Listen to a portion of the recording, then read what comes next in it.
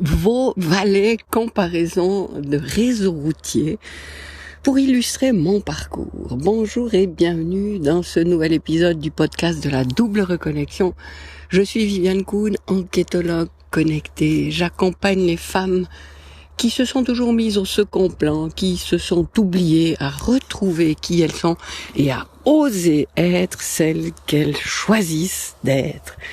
Alors le titre de cet épisode peut sembler surprenant. Et si tu me suis depuis quelque temps, eh bien tu sais combien j'aime imager mes propos.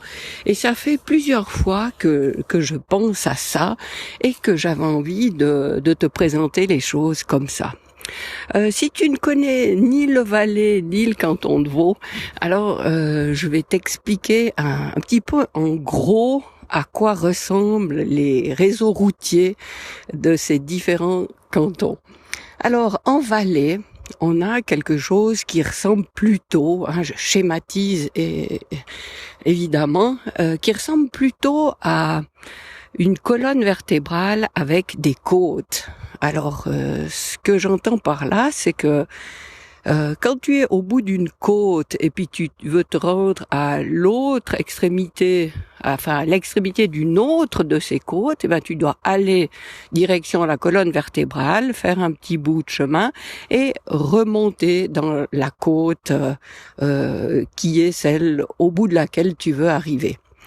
Alors que dans le canton de Vaud, le réseau routier ressemble plus à une toile d'araignée, on va dire, même si c'est pas l'idée qu'il y a un centre que je retiens ici, mais plutôt que d'où que tu sois, tu peux prendre un nombre de chemins incroyable pour arriver là où tu veux. Donc tu peux prendre un bout à droite, aller tout droit, revenir un peu sur la gauche, continuer, et puis même si ça prend un peu plus de distance, eh ben tu arriveras toujours là où tu veux aller. Donc, tu as beaucoup plus de possibilités d'arriver à destination avec ce réseau routier du canton de Vaud que celui du canton du Valais.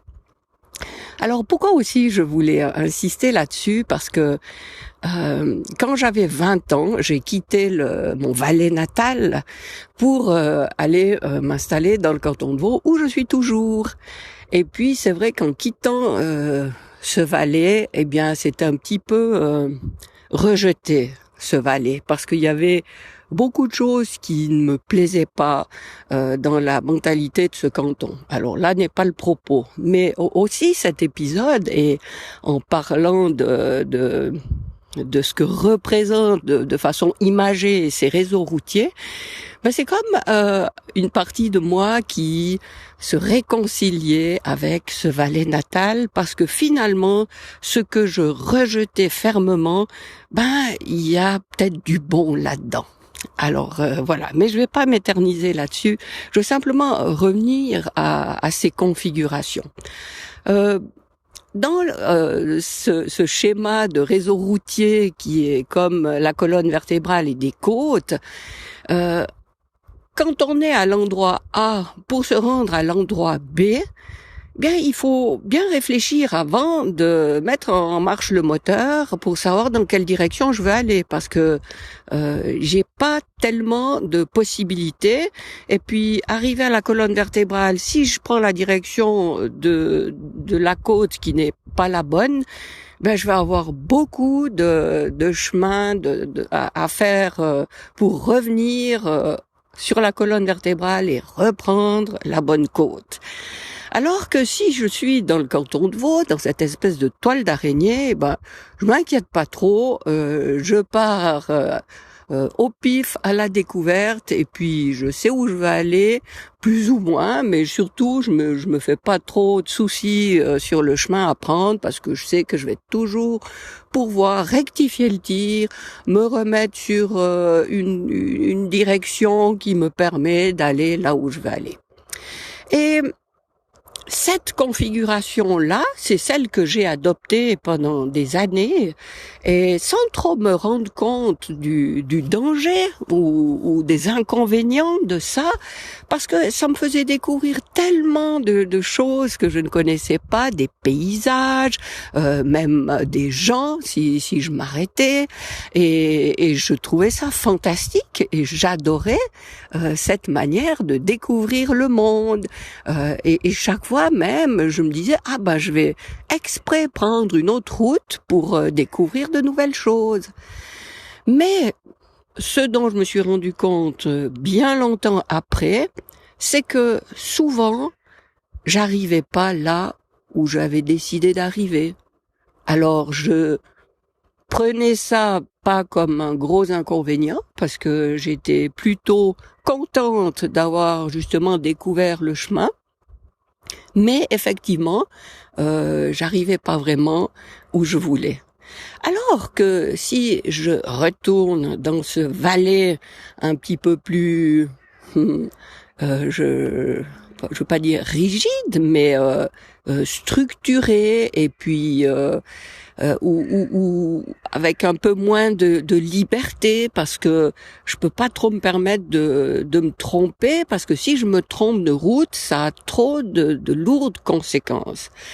Et oui, comme je disais, c'est bien plus tard que je me suis rendu compte que de définir comme ça à l'avance clairement quel chemin je voulais prendre, parce que c'est celui-là qui me permettait d'arriver là où je voulais aller, eh bien définitivement c'est ce que je privilégie maintenant comme chemin, parce que il y a ça, c'est mon expérience que je te partage là, mais si tu sais pas exactement où tu veux aller, il y a peu de chances que tu y arrives.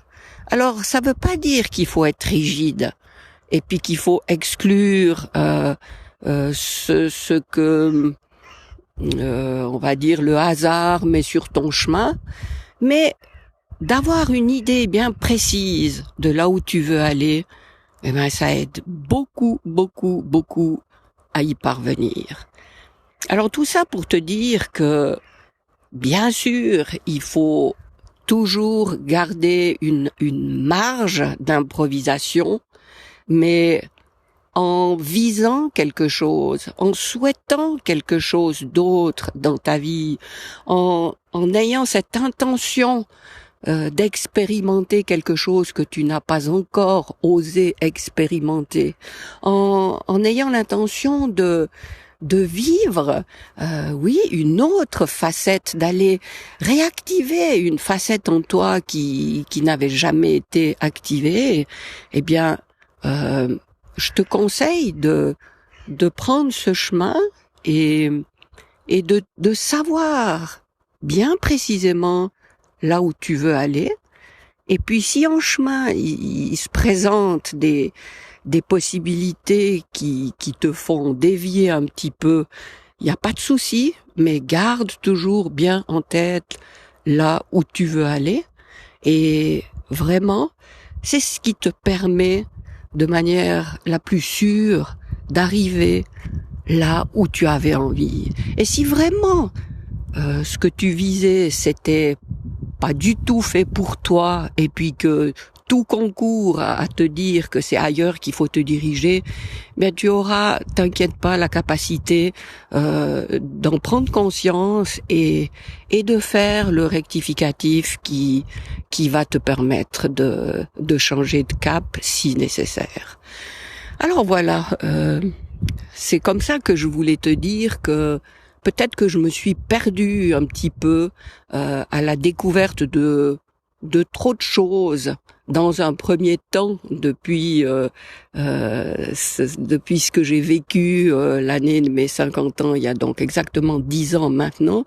Je suis partie à la découverte d'un monde qui m'a tellement enthousiasmée que oui, j'ai peut-être voulu aller dans trop de directions sans me donner les moyens d'aller vraiment dans la direction que je privilégiais. Et maintenant, j'ai changé ça là, j'ai adopté une autre manière de faire et ça me donne beaucoup plus de joie. Je suis beaucoup plus satisfaite parce que je fais plus selon mes choix. Alors je fais plus, pas dans le sens de encore plus, mais ça correspond plus, ma vie correspond plus aux choix que je fais. Alors voilà, j'espère que ça te parle.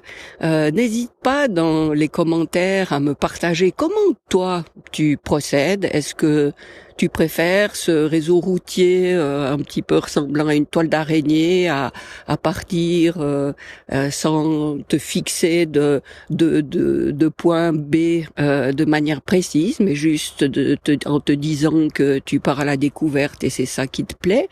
Ou alors est-ce que tu as justement cette attitude de vouloir définir clairement ton intention et d'essayer d'anticiper, non plus pas que je te considère comme rigide, de loin pas, mais est-ce que tu prévois quelque chose pour arriver là le plus facilement, le plus rapidement, en mode économie, on va dire.